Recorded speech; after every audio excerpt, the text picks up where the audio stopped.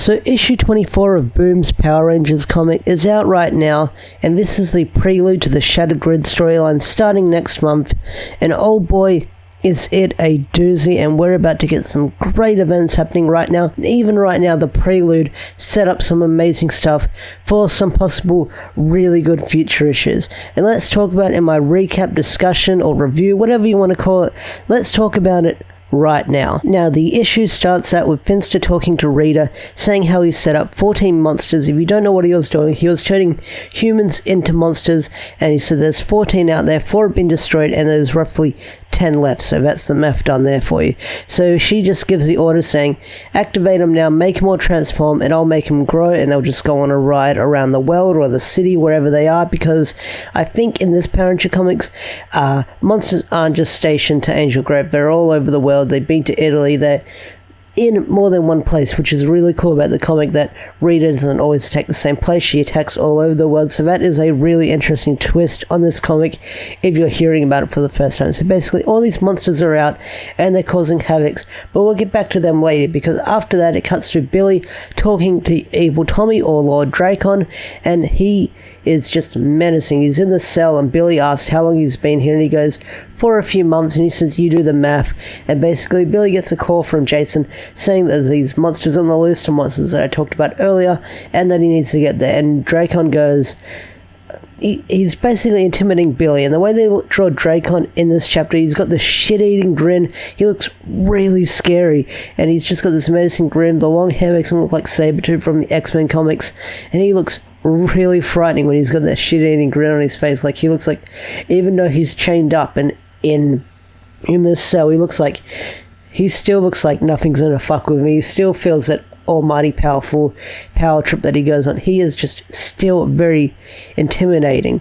And Billy goes, I'm not afraid of you, and he just replies with, good. Meanwhile, all those monsters that Finster set loose are causing trouble around the world. They're twice the size they are. Rita's made them grown, and basically they're a lot weaker because the Rangers are able to handle them in their Zords on their own, which is another cool thing which they do in the comics. The Zords do their own things, because in the TV show, all the Zords did was form together. They do something by themselves a few other times. I know in the Sentai series, the Zords did their own thing, but basically in this comic, the Zords can actually act independent, well, the Rangers act independent with the Zords and scatter them out when they deal with multiple threats. So that's a really cool thing that they do. But basically these monsters are weak because Finster says they've grown twice and not as strong. They're not used to doing stuff like that. So of course the Rangers easily take them all out in the Megazord, and they deal with them in a few pages. So that's that issue dealt with. So then we cut back to Lord Dracon. So the Rangers go to the Prometheus base and talk to Grace and confront Lord Dracon, and this guy is still being a huge dick. I mean, he's still got that shit-eating grin on his face. He even says to Tommy, says, oh, so the Rangers kept you around. They did have a soft spot for weaklings, and he is still being a fucking cunt. I don't mean to use that strong language, but Jesus, this guy is just a huge dick. He is basically evil. Like, it's like Tommy as a dick, a huge evil dick.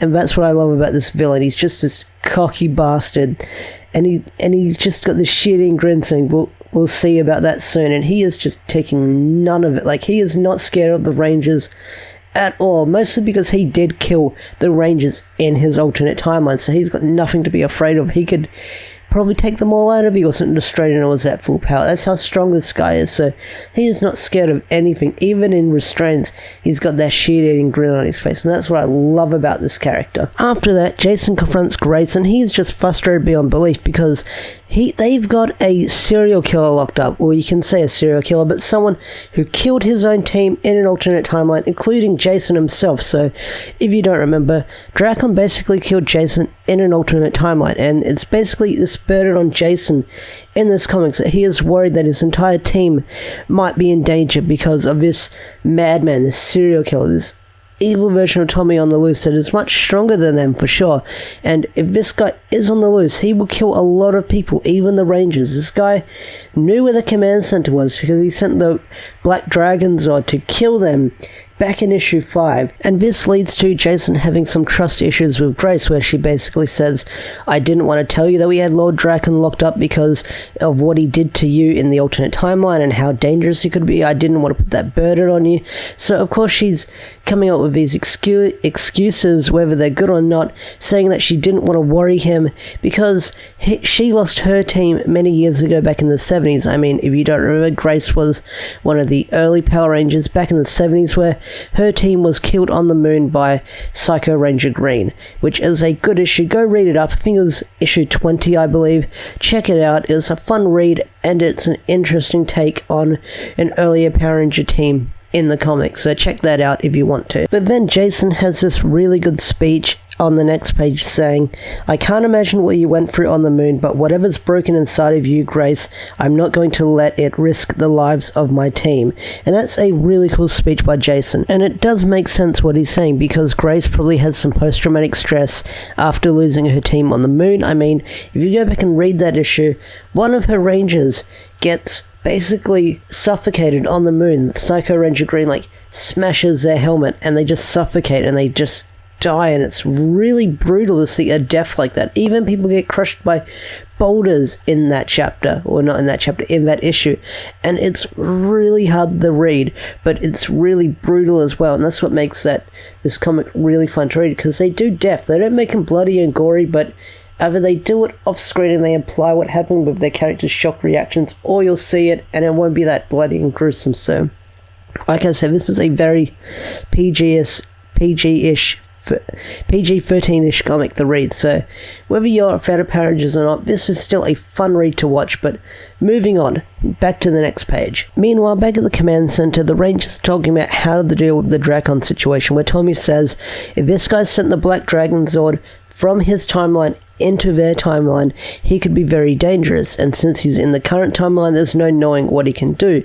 But it's also the topic that if Rita's back, if those two work together, they could be very dangerous, since in their timeline, or the alternate timeline, Evil Tommy or Lord Drakkon and Rita took over that timeline and made it what it was in that evil, weird future. So they need to figure out how to take out Lord Drakkon now, and they're discussing the go down to the base and take him out right away, because he could be a major threat if he gets out, or if Rita discovers his location. So they have to act very quickly before shit goes down. Soon after that, Zordon has a speech with Jason asking if he's troubled about what drives Grace, and basically what he says, Grace is feeling guilt of what happened back in 1969, where her entire team died, and she feels like it's her fault, and basically Zordon says it's not her fault, it's my fault, because I sent inexperienced people on a mission like that, so it's my fault that I got them all killed. So no doubt Grace is feeling guilt for what happened to her team. Since she was appointed as a Red Ranger, she probably feels guilt that her team got killed. We then cut to the final 2 pages, where basically Saba has gotten himself to Lord Drakkon's cell, and basically Drakkon says, so you've come to this world too, and Saba says, I'm surprised to see you here as well. And basically talk about chronal energy, stuff that I don't understand. And Saba has this interesting speech saying, I have seen firsthand of what you are capable of. The others have not lived with your actions the way that I have, and I cannot stand idly by while you sit in this cell, biding your time. So Drakkon asks, what have you come to do? And basically his eye glows, and Drakkon is basically freed from his cell, because Saber shows that little eye energy beam that he can do, and basically he frees Lord Drakkon. It's a really cool panel where you see Drakkon's eyes red and glowing, and he goes, I've miscalculated you, Saba. And basically he grabs Saba by the handle and just rips off his head and crushes it, and then he says, and tu despotolos, I'm guessing that's Spanish for summoning a portal, and he's holding Saba's severed head in his hand, and he goes through some sort of portal, ending the issue, saying to be continued. So holy shit, this was something, because basically Saba was also the villain, which I didn't see coming, and I didn't suspect him to be this heel, or this evil twist that he would be helping Drakkon in some kind of way, or would want to help Drakkon, because in those previous issues he came off as an ally. So whether this is a different Saba that they switched along the way, but it's surprising that he is evil. But basically Saba did belong to Drakon in a few issues ago. He was meant to be holding the sword in the first place because he has the red and green White Ranger powers, so no doubt he is the rightful owner of Saba, so maybe Saba has some sort of evil influence because of its owner. Who knows what is going on, but to see that twist where Saba came to free him, I did not see Lord Drakon getting out of the cell like that. I mean, I thought someone would like someone in Prometheus would free him by accident, but no, it was Saba the whole time, and that was a really interesting twist. I mean, I did not see that coming. So that's the prelude for Shattered Grid. Next month we'll be getting into the actual Shattered Grid, and I'll also be covering the Shattered Grid for Go-Go Power Rangers, that issue as well, once we get around to it. So no doubt we'll see where this storyline goes. I'm excited to see where it goes. Shattered Grid looks like it's got a lot of potential, and the Boom Power Ranger comics, even if you don't like Power Rangers, so you grew out of Power Rangers, this comic is worth checking out. It's a really good comic. I mean, I do read my DCs and my Marvels every now and then, but this is the only comic that I've kept up with monthly. Like, I buy an issue whenever I go to a comic store. I've been buying the collected editions. I've been keeping up with this comic religiously because it's so much fun to read, and if you want to check it out, read it now, binge read it. You'll have a lot of fun binge reading this comic, and tell me what you think if you haven't watched this, or if you haven't read this comic yet, because this is really fun, and I'm definitely going to be covering this on my channel. So thanks for watching. If you enjoyed this video, give it a thumbs up, subscribe if you're new. Thanks for watching, have a wonderful day, and peace out.